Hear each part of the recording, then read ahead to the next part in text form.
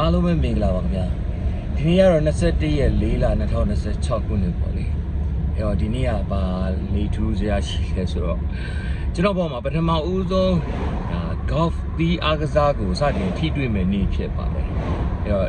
ကျွန်တော်ဒီနေ့မှာကျွန်တော် golf ကို range ပေါ့နော် range ဆိုတာလေးကျင်ရင်ကွင်းကိုကျွန်တော်ပထမဦးဆုံးသွားတဲ့နေ့ဖြစ်ပါတယ်21ရက်4လ2026ဖြစ်ပါတယ်အဲ့တော့ဒါကျွန်တော်ပထမဦးဆုံးကျွန်တော်မနက်8နာရီမှာကျွန်တော်နီးပြနဲ့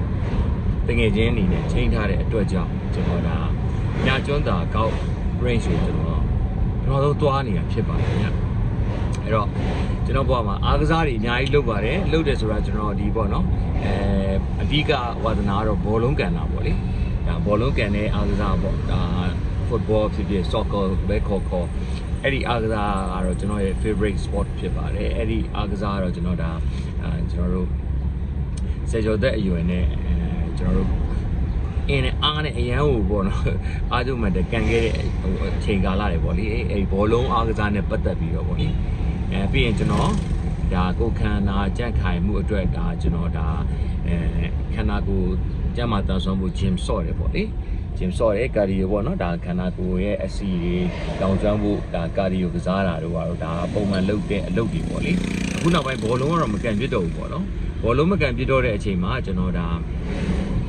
အားကစားတစ်ခုကိုအစားထိုးရတော့မှာပေါ့လေအစားထိုးဖို့အတွက်ကျွန်တော်တငယ်ချင်းတွေရဲ့တိုက်တွန်းမှုမိတ်ဆွေတွေရဲ့တိုက်တွန်းမှုတွေနဲ့ကျွန်တော်ကိုယ်တိုင်လည်းစိတ်ဝင်စားတယ်ပေါ့လေဒီ golf တီးအားကစားရဲ့သူတို့ရဲ့စီမင်းစည်းကမ်းလေးတွေကျင့်ဝတ်ကလေးတွေရည်ကြီးမှုလေးတွေပေါ့သူ culture လေးတွေကိုကျွန်တော်တကယ်အနုစိတ်လေးတွေကိုစိတ်ဝင်စားတယ်ပေါ့လေကျွန်တော်စိတ်ထဲမှာအနုပညာတစ်ခုခံစားသလိုခံစားရတယ်ပေါ့လေအဲ့တော့golf ကိုကျွန်တော်ရွေးလိုက်တယ်ပေါ့အဲ့တော့ကျွန်တော်golf တီးကိုဒီနေ့ကိုကျွန်တော် site ပြီးတော့ထိတွေ့မှာဖြစ်ပါတယ်အဲ့တော့ကျွန်တော်golf တီးအားကစားကိုကျွန်တော်ပထမဆုံးထိတွေ့ရဆိုပေမဲ့လည်းကျွန်တော်သေချာလေးပေါ့နော်နီးပြတွေတက်တီနားလေတဲ့လူတွေဆရာတွေနဲ့ကျွန်တော်စပြီးတော့ကို train မှာပေါ့လေတင်ကြစနစ်တကျပေါ့ခင်ဗျာအဲ့ဒါကတော့ပထမဆုံးပေါ့ငငယ်တုန်းကတော့တကယ်ချင်းကြီး golf ရရင် golf ကွင်းတွေပါလိုက်သွားတာရှိတယ်ဟိုနားနည်းနည်းဒီနားနည်းနည်းတွေရှောက်ပြီးတော့စနစ်တကျမဟုတ်ဘဲနဲ့လိုက်ရိုက်နေရမျိုးတွေတော့ရှိတာပေါ့နော်ဒီရိုက်တယ်ဆိုတာတစ်ချက်ရိုက်တာပါဘယ်လိုမျိုးသူတို့ဒီကွင်းနဲ့18ကျင်းလုံး9ကျင်းလုံးအဲ့လိုမျိုးရိုက်တာမျိုးတော့မဟုတ်ဘူးပေါ့နော်အဲ့လိုမျိုးထိတွေ့မှုတော့ရှိရပါဒီဟာကတော့တကယ်ကိုစနစ်တကျထိတွေ့ဖို့စူးစမ်းတဲ့ပထမဆုံးနေ့ဖြစ်တာပေါ့လေအဲ့တော့ရင်ခုန်ပါတယ်ဘာပဲပြောကျွန်တော်ဘဝရဲ့ဒီဖြတ်သန်းမှုမှာအားကစားကဏ္ဍနဲ့ပတ်သက်လို့ကျွန်တော်ရဲ့ရင်ခုန်ရတဲ့စိတ်လှုပ်ရှားရတဲ့အားကစားတစ်မျိုးကိုကျွန်တော်ပထမဆုံးစနစ်တကျထိတွေ့ရတော့မှာဖြစ်တဲ့အတွက်ကြောင့်ကျွန်တော်စိတ်လှုပ်ရှားတယ်စိတ်ဝင်စားတယ်ရင်ခုန်တယ်ပြီးတော့ပျော်လဲပျော်ပါတယ်အဲ့တော့ကောက်တီးအားကစားကိုကျွန်တော်ပထမဆုံးစနစ်တကျနဲ့ကျွန်တော်သေချာလေးလေ့ကျင့်ပြီးတော့ကျွန်တော်ပြုလုပ်တော့မှာဖြစ်ပါတယ်အဲ့ဒီအတွက်ကြောင့်ဒီနေ့ဒီ vlog လေးရဲ့အမှတ်တရတော့အဲ့အကြောင်းအရာလေးကိုကျွန်တော်ကျွန်တော်ရဲ့ diary အနေနဲ့ပေါ့လေvideo diary အနေနဲ့ကျွန်တော်ရိုက်ကူတာဖြစ်ပါတယ်ခင်ဗျာပြီးတော့အားကစားတွေမှာတကယ်ကိုသူတို့ရဲ့ယဉ်ကျေးမှုအရတကယ်ချစ်စရာကောင်းတဲ့အလေးထားလေးရှိရပေါ့လေအဲ့ဒါလေးတွေကကျွန်တော်တို့အမှုမှတ်နေတယ်ဆိုပေမဲ့ဒါလေးတွေကတကယ်ကိုအတိမတ်ပြုရမယ့်ကိစ္စလေးတွေပေါ့လေကျွန်တော်တို့ကိုယ်တိုင်လည်းဖြတ်သန်းခဲ့တယ်ပေါ့လေကျွန်တော်ဘောလုံးတွေကန်ကြတယ်ဘောလုံးကန်တော့ကိုတငယ်ချင်းတွေကပဲဖြစ်ဖြစ်ကိုဘောလုံးရမ်းကန်နေတဲ့အချိန်မှာကိုတငယ်ချင်းတွေကပဲဖြစ်ဖြစ်ကိုမိတ်ဆွေတွေကပဲဖြစ်ဖြစ်ပေါ့လေဘောလုံးလည်းကန်ကျင်တယ်ကွာလို့ပြောလိုက်တာနဲ့တင်ကျွန်တော်တို့ကဒီအားကစားတစ်ခုအပေါ်မှာသူ့ရဲ့စိတ်ပါဝင်စားမှုကိုကျွန်တော်တို့ကပို့ပြီးတော့ push လုပ်တာပေါ့လေကိုလည်းတကယ်လေးလာလိုက်စားနေတဲ့အားကစားဖြစ်တယ်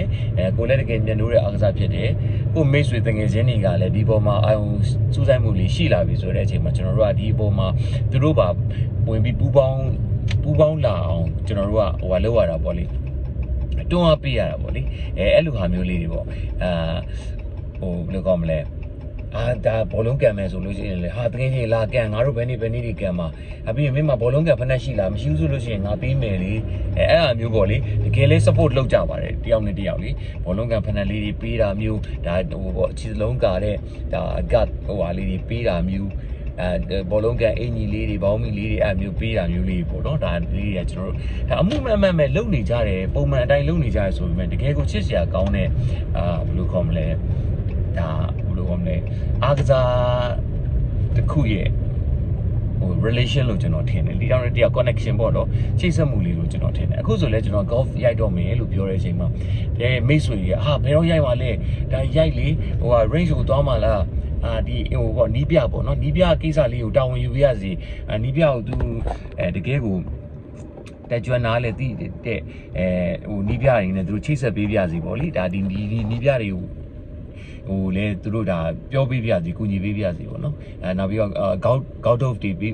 club တွေပေါ့နော်ဒါ golf တီးနေဆို club လို့ခေါ်တာပေါ့ဒါ golf တီးရိုက်တဲ့ dove တွေပေးပြစီ golf set တွေပေးပြစီဆိုပြီးအဲ့လိုမျိုးချစ်စရာကောင်းတဲ့ဟိုပါပေါ့နော်ဒီတွန်းအားပေးမှုလေးပေါ့နော်ဒါလေးတွေက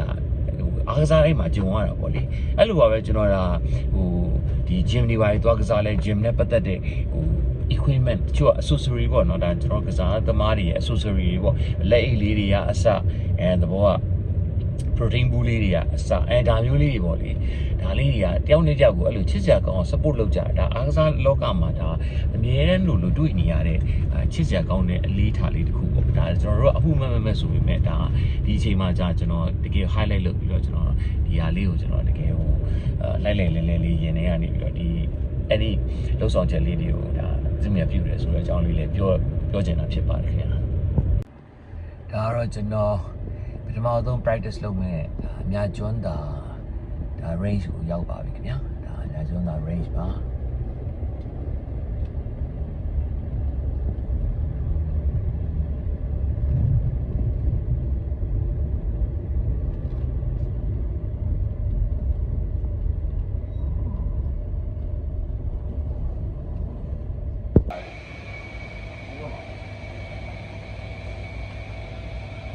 ကျွန်တော်ရိုက်နေတဲ့ range ဖြစ်ပါတယ်အဲ့တော့ကျွန်တော်မတန်းတွေကိုမိသွားလို့ပါကျွန်တော်တော်တော်ရိုက်လိုက်ပါပြီဘောလုံးလို့မရိုက်သေးဘူးထိုးကြီးပဲရိုက်တယ်ဒါကျွန်တော်တကယ်ချင်းညတို့